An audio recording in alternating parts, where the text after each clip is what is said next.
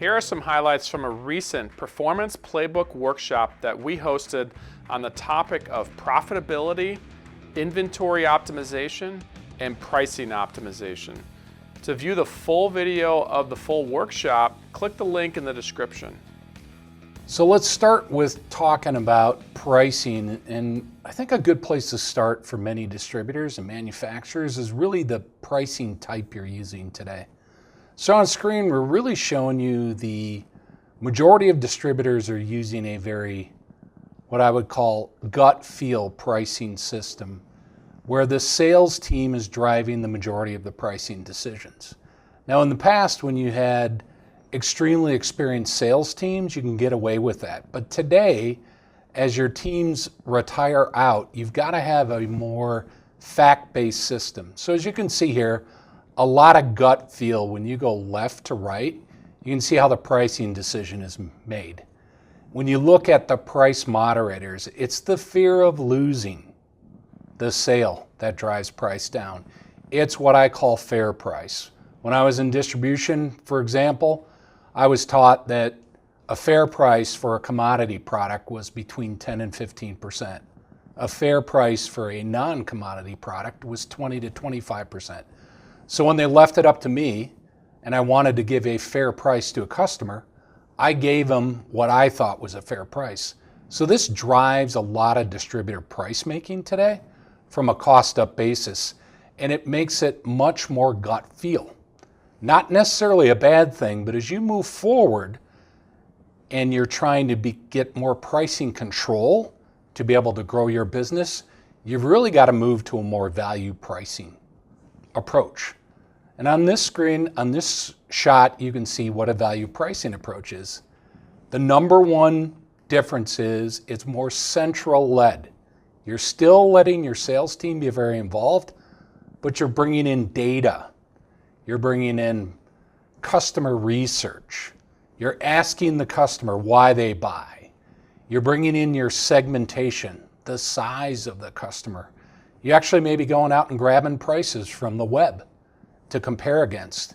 This is what I call a much more fact-based model and where you got to get to. So instead of gut feel, you're moving to more a fact-based decision. When you can get to a value pricing model as a distributor, you can make better decisions based on data. So more data, less gut feel. So if you're in this journey, if you feel you were really on a normal distributor and you're trying to get more on a value priced approach, you've got to take some steps. And where that really happens is when you bring in the 3-cube model. You want to bring in customer data, your inventory data, and your supplier data. So do not make pricing decisions in one dimension. Make them by size of customer, what they're buying. Make them based on your inventory valuation. Where do you have great depth of product? High moving product, where are your A's at? You got to make different pricing decision for your A items versus your C items. And then what can your supplier partners, your manufacturer partners bring? What are they selling? A, B, C's that you're not. Where can you expand and improve your breadth and depth of inventory? I think many distributors and manufacturers do not think of it in a multi-faceted approach. Those are the 3 areas you really got to attack it. James, what do you think? Yeah, it's fascinating. Yeah, it's fascinating, John. I think one thing from our perspective is that all of this makes sense in concept, but where the rubber meets the road is how do organizations actually go about changing their teams to operate in this type of fashion? And it's probably more of a change management exercise to where they've got to be able to say, okay, here's the new course that we're chartering, and here's the data that we're going to need, and here's what this is going to look like for the broader organization, especially the sales team in this. So maybe, John, we see a lot of this. What's helpful for teams to keep in mind as you're going through this journey? Yeah, James, I would say it really, one area that most distributors and manufacturers do a very poor job of is benchmarking their price profile. So where do your associates feel you need work? We've been doing survey work for over a decade in the channel, nonstop. And we've never run into a distributor or manufacturer who feels they're lower priced than the competition. They always feel they're higher priced than the competition. So you have to be able to benchmark and get good feedback from your customers to understand where you can push higher and where you can't, and make better commercial decisions. So I think many people just do not treat pricing with the same discipline that they do product training. So many times when we're out, right, as a team, we're talking to distributors, and I ask them, do you have pricing training? Do you lunch and learns on pricing? And they're like, no, but we do a lunch and learn on how this new product is built. But people do not invest in pricing as distributors and manufacturers, and they need to really step up and do more. Jay, what's your thoughts? It's a great point that most organizations will spend a disproportionate amount of their time focusing on the product or the thing they sell or the service they provide. And what we're articulating here is there's not enough time and focus on the pricing portion of this, which would drastically change or has the ability to drastically change your business in a more meaningful way. And let me give you an example. So we talked about change, and as organizational change occurs, often what's missing is that end game, or what does success at the end of this journey look like? And so as you align your organization, is everyone aligned on the benefits, the reasons, and the tools and tactics you will use to go through this journey in shifting more from maybe a product-centric approach to incorporating pricing strategies as part of that go-to-market strategy? And if you can do that, I think the organization will see the benefits of that faster and quicker. And then the organization will also embrace that change in a more meaningful way. And then they'll allow to deploy that quicker. Ultimately, your customer will see the benefits of this, right? They're the ones that are going to observe the benefit of what change you've gone through as an organization. They're going to see that in how you work with them and how you engage with them on a daily basis. So guys, one thing that we see as a big challenge in changing any type of pricing model is the implementation of it. And the sales team is generally at the heart of a lot of the change management behind these pricing models because they've been operating a certain way for years, if not decades. So now that you try and institute a new pricing model, I think a lot of things that help with that change management is proving to the sales organization that there's a lot of data and validity around these pricing model changes. So making sure you have the right research and it's supporting the overall model that you're moving to. But John, maybe you could share a little bit more about how to get buy-in and ease some of the concern that sales teams have in this. Yeah, James, I think a lot of it is you have to do regular associate research, feedback, surveying them on what they're hearing, what they're seeing, what are they hearing from customers. You got to gather as much fact-based data from quotes they're losing and quotes they're winning, and you've really got to, it's based on a foundation of research. And then as we talked, right, it's got to be, you got to train. You actually have to have training on profitability for your sales team. I think everyone assumes they understand, the sales team understands how important profit is. But you also have to realize under a lot of pressure from customers, to go lower, to win, right? So you've got to help them with better data and better training to have them win more often at slightly higher margins. It's a great point. I think as you look at your sales team out in the market, and they're the front line of the organization, they're always going to be the front line of the organization. But as that team ages out of the organization, and other individuals take that place or other processes fill in those gaps, I think market back view of how those products should be priced, how the services should be priced, taking that guesswork out of it, but also taking that knowledge and really bringing it back to the organization and disseminating that across the entire organization. Besides, maybe those individuals at the branch level or at the front line of the organization who may not necessarily have a defined, consistent, repeatable process in how they price or how they serve that customer. So again, I think market-based data, market-based strategies, really bringing that back to the organization, and then also taking the learnings and the knowledge from those individuals who have been at the front line for years or decades, bringing that back to the core of the organization, and then disseminating a consistent, repeatable process is going to serve the organization, but it's also going to serve your customer better. It's going to put your customer in a better experience with your company. So I think those are some of the things that I would look at first. So now let's talk about optimizing your pricing as a distributor and a manufacturer. I think it's really important for you to understand what price types you have. And really you have system price, you have a customer specific price, a price that's established for a specific customer for a specific SKU or a group of SKUs. And then you've got manual price. A lot of people call this overrides, right? But it is a salesperson that is making a pricing decision that is not a customer specific price or a system price. And as you look at this screen, you can see that this is typical of how most distributors price. What's unfortunate is most of the pricing teams live on the left-hand side here. They're really doing a lot of work on system price. They're not doing a lot of work on customer-specific price, or they're not very involved with the sales team who's making the manual price. And if you think about it as your business, you have your pricing team in general in distribution working on 25% of your business. So you've really got to fix this. You've got to figure out a way to have programs built for each of these three buckets. Your team's probably really good at system price today.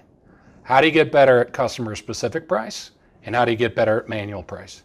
By the way, customer specific pricing discipline and excellence leads to big top line sales gain.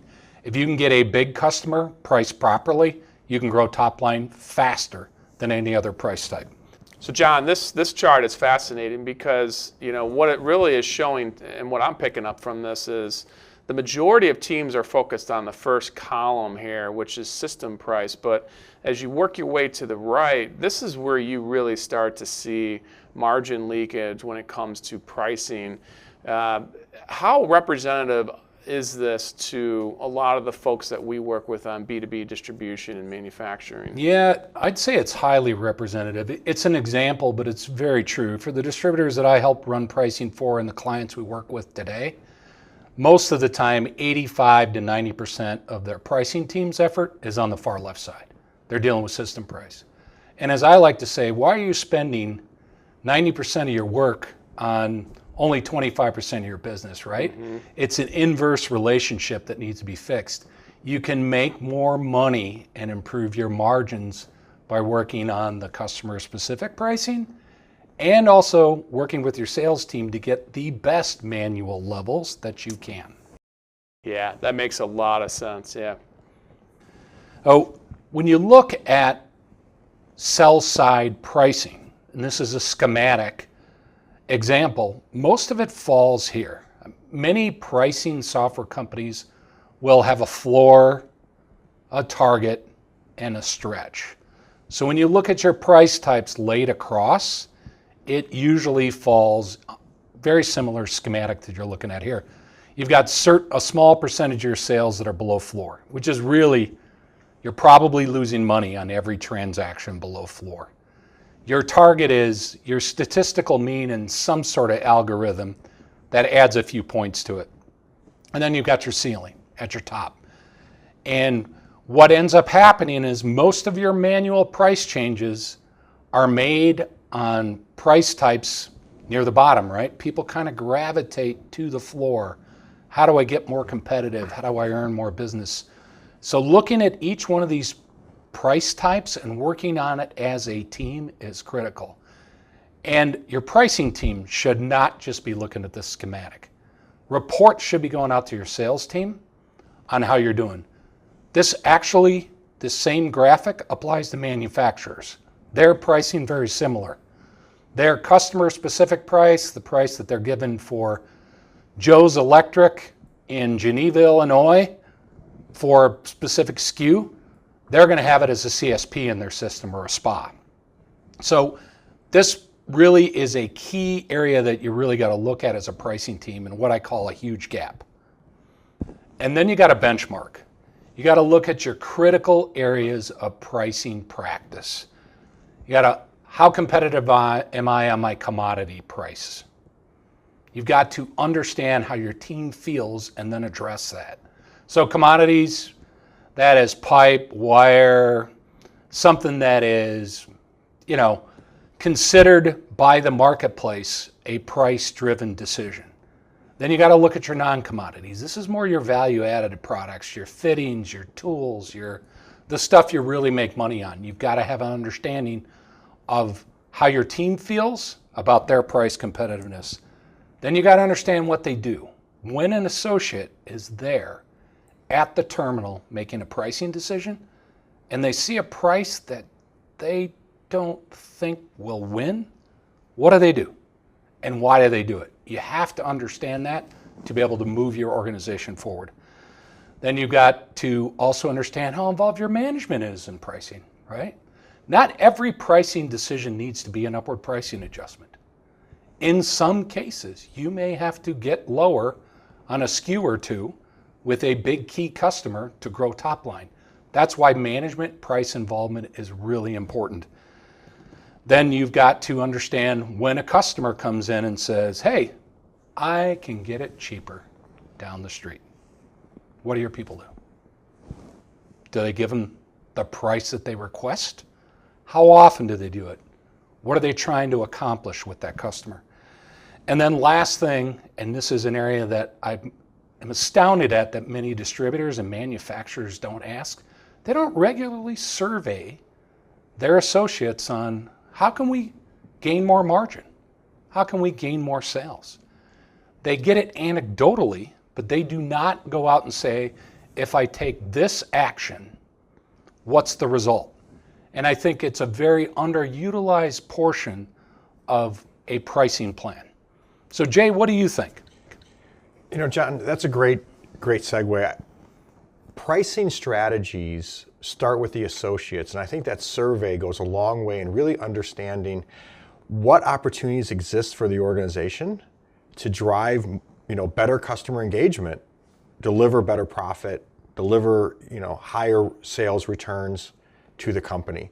And I cannot emphasize enough that survey done on a regular basis will start delivering trends or providing trends to you that you can start developing new strategies based on that trend line. And that would be one thing I would really take a hard look on. If you're not surveying your associates, I would start with that immediately, and I would start with understanding how they can serve that customer better and what levers they can pull to manage the price, manage inventory, and ultimately manage the top line revenue.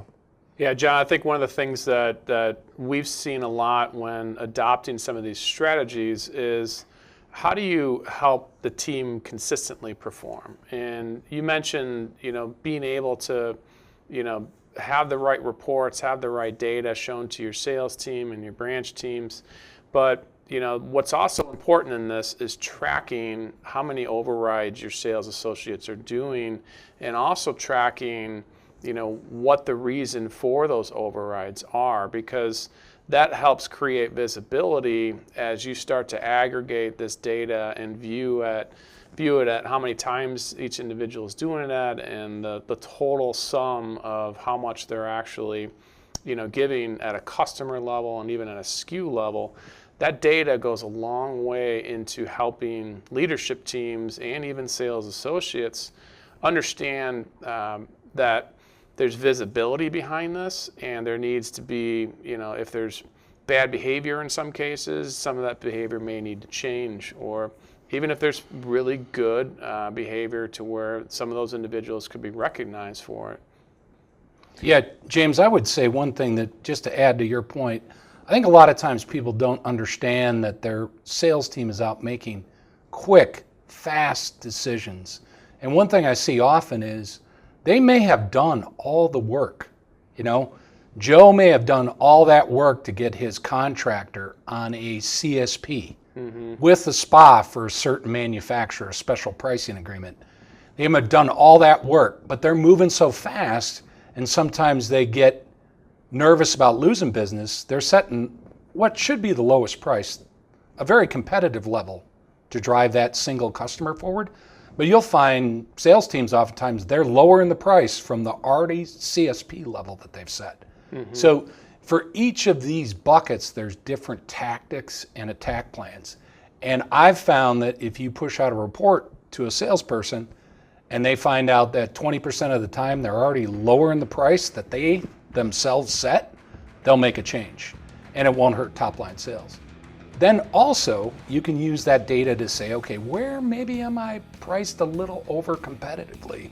Yeah. Where am I trying to get a little too much in a certain top line sales growth? So, 10, 15% of the time, you should be making a downward adjustment to drive top line. 85, 90% of the time, maybe there's room to get a little more. And you've got to find that right balance for your business.